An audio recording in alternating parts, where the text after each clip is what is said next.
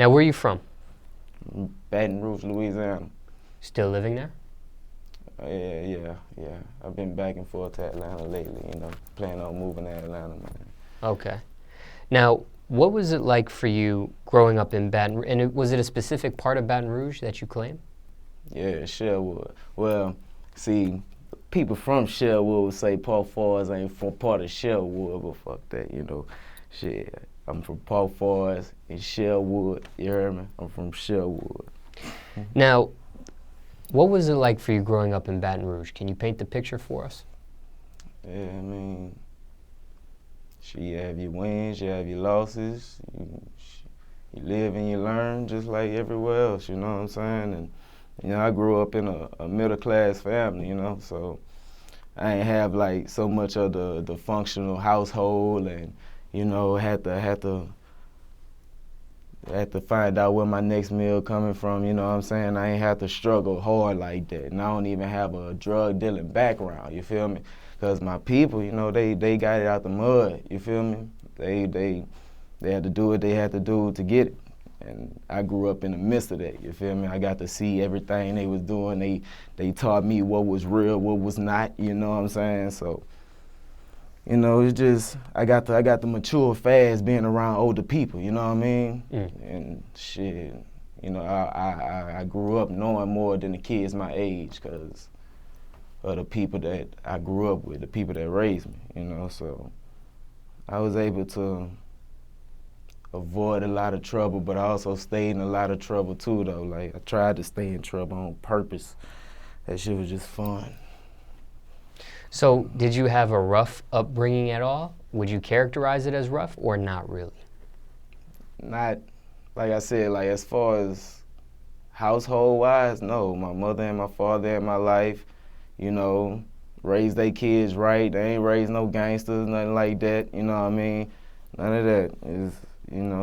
It's just the streets, being in the streets. The streets has the trouble of its own, Now, what type of student were you in school? I was Growing quiet, I wasn't never the type of cat that wanted attention or whatever. Like, I was a cool dude, I wouldn't say popular or whatever, but, my name rang, you feel me? Shit, they know what it is, 16 in the Benz and shit, you know what I'm saying? Pulling over the sickest car in the lot. But yeah, man, Graduated high school? No, I didn't. As a matter of fact, it was 10th grade, summertime, I got shot. And I lost my homeboy, rest in peace, school of mine. And, I dropped out of school. I had to recover from that, you know what I'm saying? And shit, I've been out of school for a while, and I just ain't never went back, really. But, I'm thinking about going back and I am going back and get my GED for sure. Just got to find the time for it, Is that a self thing that you want to do, the GED part, or did your parents ask for it? And Oh, yeah, parents ask for it, something I want to do, something I need to do, all that. Now, can we talk about the time you got shot? Yeah, that was a real fucked up moment, Everything happened so quick, you know what I'm saying? And, being out there in the streets, like I said, the streets have trouble of its own, you know what I'm saying? And shit. How old were you? I was 17. And what led to the shooting? Things happen, bad karma. Some was said, some was done. So not surprised at it. When you say bad karma, not surprised that something like this had happened to you. Did you maybe think this type of thing could or would happen to you?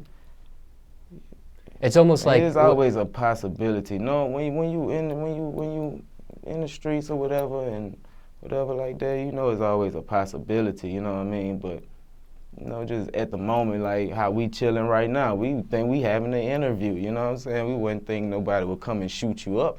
You know what I'm saying? So of course you wouldn't expect it, like. Well, I mean, like, Notorious B.i.g. had an album title called Ready to Die. And then afterwards, he ended up dying very young. Yeah. So it's almost like I don't want to say something premeditated, but it's a thought of something that you think is going to happen. You don't know when, you don't know where, but it's a thought. Like it's something that's, I forgot the term that's called, but you know what I'm getting at. I like to call it an overthinker. Like people would say, you know, you overthink something or you assume things, but I wouldn't call it assuming or overthinking it. I just call it being prepared, like. Or predicting, you know, I guess you would say. Yeah, predicting, being prepared. You know what I'm saying? Because, you know, when you walk into a situation, like when I walk into a situation, I think I just start thinking of a million other ways of what can happen, you know, or how it can happen. You feel me? And it's overthinking it, maybe being paranoid or whatever, but at the same time, you being prepared. Because why, if it happens, you done already thought about it, what you'll try to do. You know what I'm saying? So you get shot where? Where my body? Yes, where on your body did you get shot? Yeah, in my shoulder, back of my arm, it came out my chest. Doctor say 2 inches from my heart and 1 inch from my lung. And right here, my arm. So you got shot twice? Yeah. That's the ones right there. And it came out right here. Hit me right here. Came out Those my are chest. some serious war wounds. Yeah. Oh man, I'm scarred up all on the leg, all that. You got shot in the leg too, or no? Nah, that's some other shit, man. I got into a car accident and broke my femur bone. We'll talk about that after. Yeah. That had something separate to do with this. Yeah. But, now, the same time you're shot, your boy is shot and ends up losing his life? Yeah. He died that night in my car. Instantly? Or was he still alive while you were shot as well and realized he was killed later? He died instantly. Now, okay, you're shot. What happens after, well, even before we even get into that, when you're actually shot, what does that feel like? For somebody that's watching this that's never been shot, what is that feeling?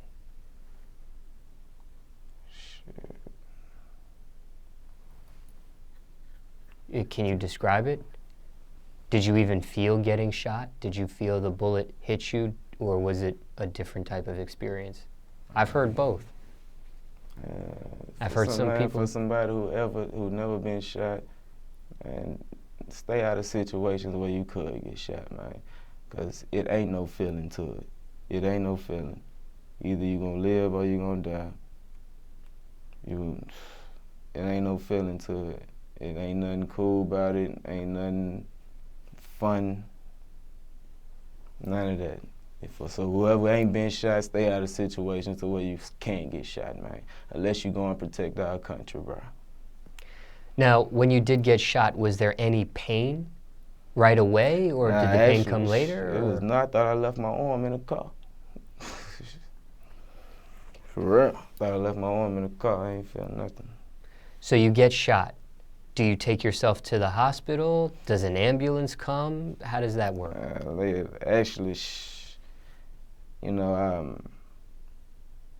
I made my way through shortcuts or whatever like that, you know.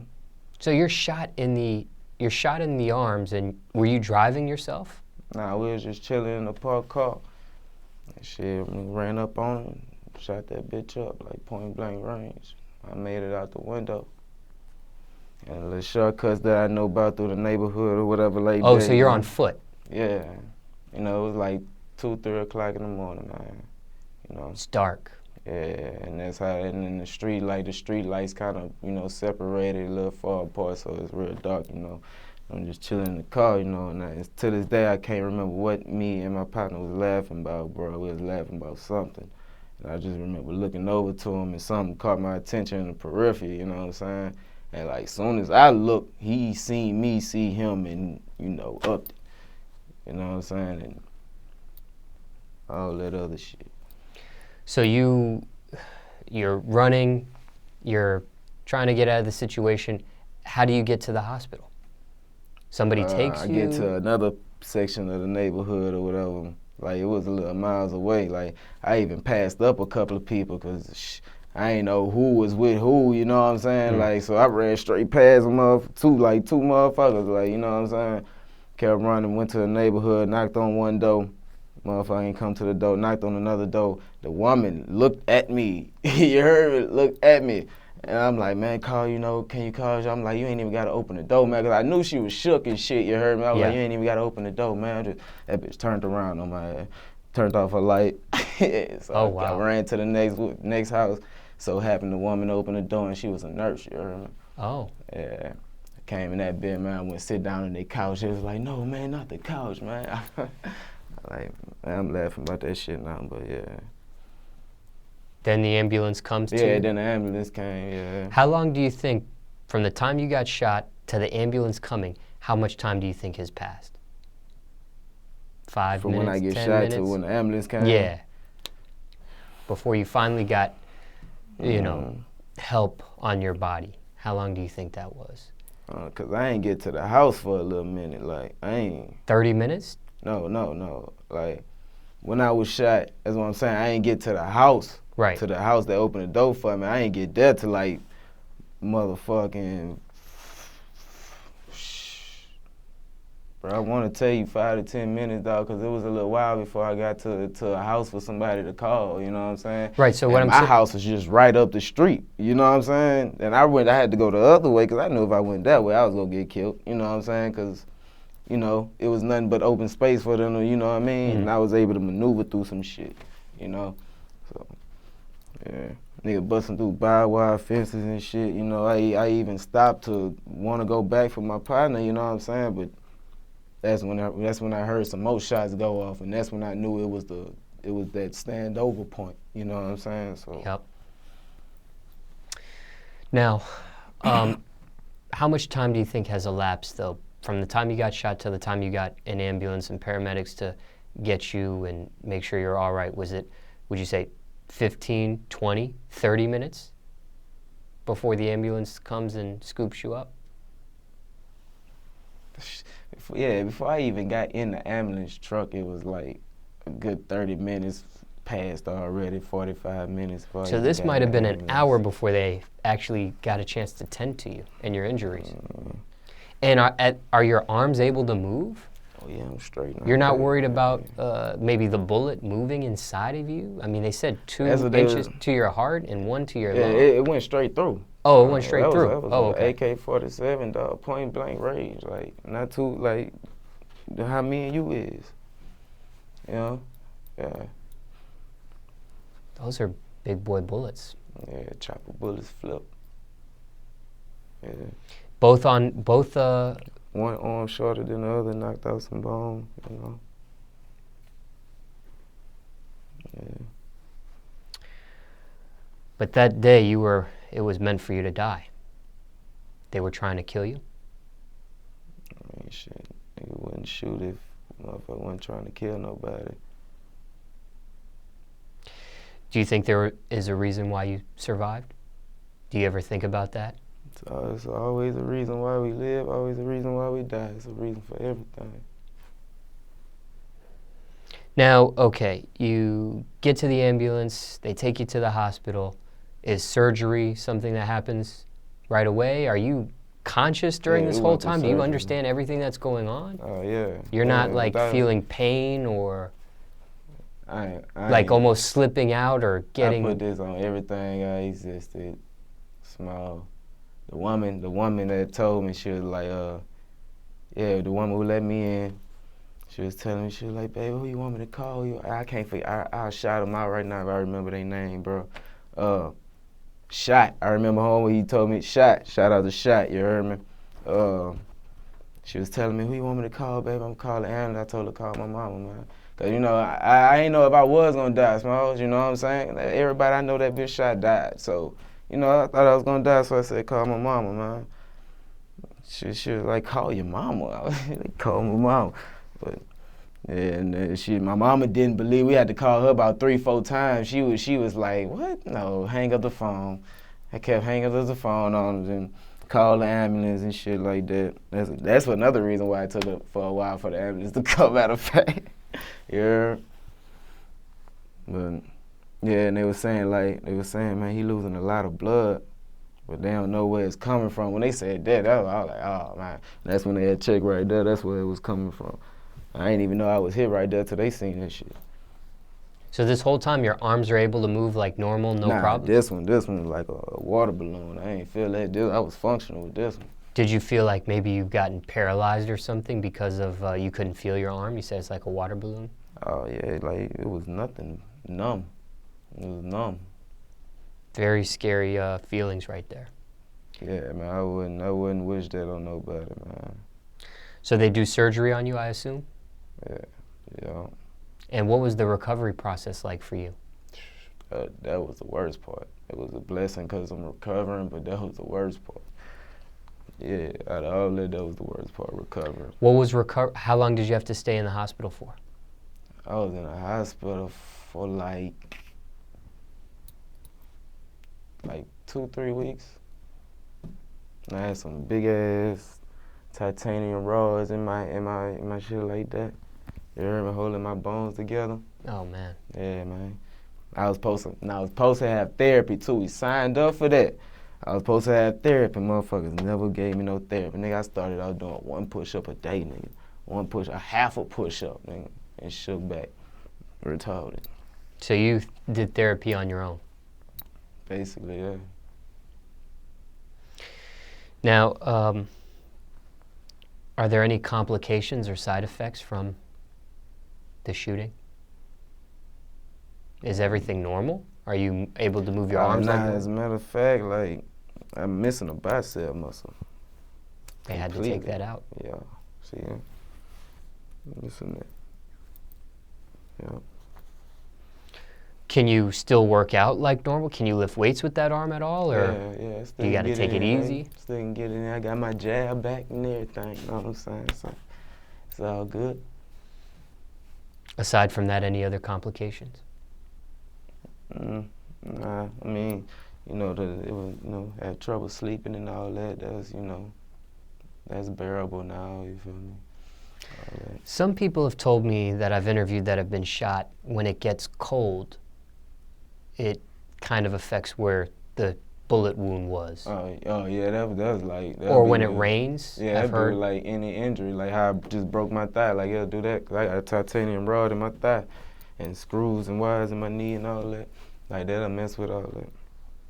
But yeah, it would get aggravating. It's like I can feel nothing there, and it just get aggravating. Should be aggravating. I know everybody's different, but somebody watching this, listening to your story, are there any do's and don'ts for a speedy recovery? Any advice you would tell somebody? Just take your time and recover. That's it. That's why I say it's a blessing because you're recovering, but everybody know that shit hurt. Whoever been through that shit hurt. Like, boy, that shit hurt. Just take your time and recover, man. Take it day by day. Stay out of situations where shit can happen like that.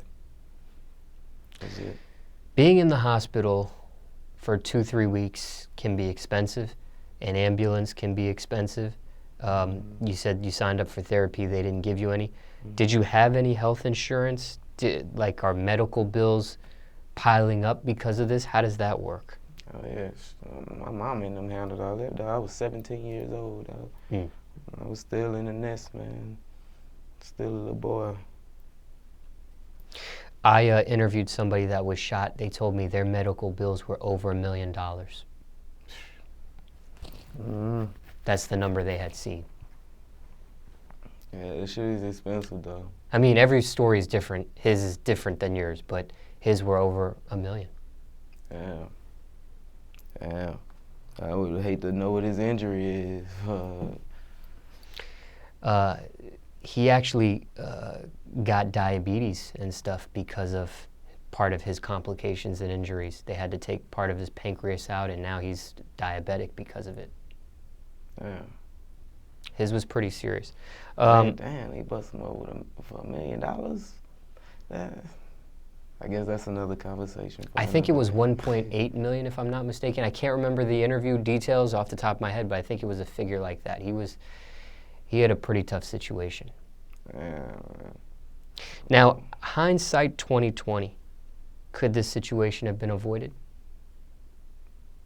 Looking back at it? Or no, not really? I mean, in reality, that's a question I can't answer, but I would say, yeah, it could have been avoided, man. Cause if I would have never went over there, that probably would have never happened. Mm. I know everybody wouldn't tell me don't look at it that way, but if it could have been avoided, it could have been avoided by me not just going over there, probably, because we wouldn't have been outside. Now, the person who was killed, was he one of your best friends? Close friend? He was somebody that always been around in the neighborhood, somebody I grew up in the neighborhood with. You know what I'm saying? He's definitely a familiar face from everybody who was in the neighborhood. You know, a neighborhood friend. Was that tough to deal with, the death of him? Yeah, it was. Yeah, especially being with him, you know what I'm saying? And not being able to help him. And I heard him holler my name too, bro. That always fucked with me. You know what I'm saying? Haunting.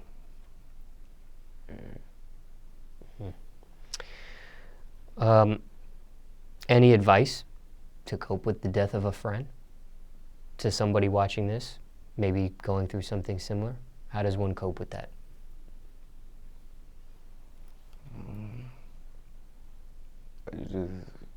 You have to be strong, man. You have to be strong and make sure everybody else who he loved or she loved and loved them is straight too. You know, because not everybody gonna react the same way. You know what I mean? You gotta live for them. So after the shooting, you quit school. After that, did you get right into the music and take it serious after that? Or was there like a period you were doing other things or still remaining in the streets, doing street things, and then the music came eventually? How did that happen? I was always into music. Like I was taking music serious before the shooting. You know what I'm saying? That just really slowed things down, you know what I'm saying? And, you know, I somewhat found it difficult to get the ball back going, you know what I'm saying? Because, you know, I've been recovering all the while, so like some things changed out there, you know what I mean? And, you know, I fell off with a lot of people, you know what I'm saying? And it's just I was going through, you know, a life-changing thing, like growing up mentally and all that, getting right back physically and, you know, really trying to find out, really trying to see why I'm alive, man, because it was multiple times I could have died, you know what I'm saying? So I really had to sit back. I started feeling like I was suffering from depression and all that too, like I started being depressed in Baton Rouge. You know what I'm saying? Like, how the fuck is a nigga gonna get out?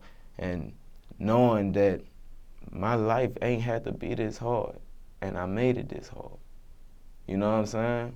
I made it this way. You feel me?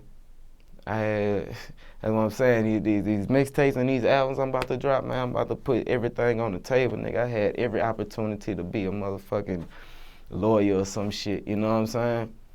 Like, and life is all about choices and whatnot, man. Grew up in a middle-class family. Grew up in a middle-class Parents family. were around. Parents was around. Raised their boys right.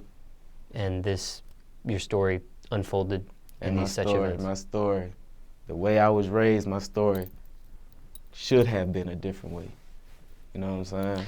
Why go this route? Why not go the other route? Because like I said, my family mentality before I was even here. You know what I'm saying? Like, it wasn't always peaches and cream.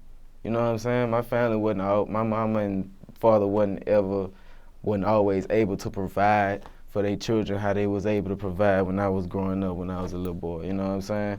So yeah, my brothers was out there in the streets hard. Fuck, our parents was always at work, so shit, it was able to do whatever the fuck we want. You know what I'm saying?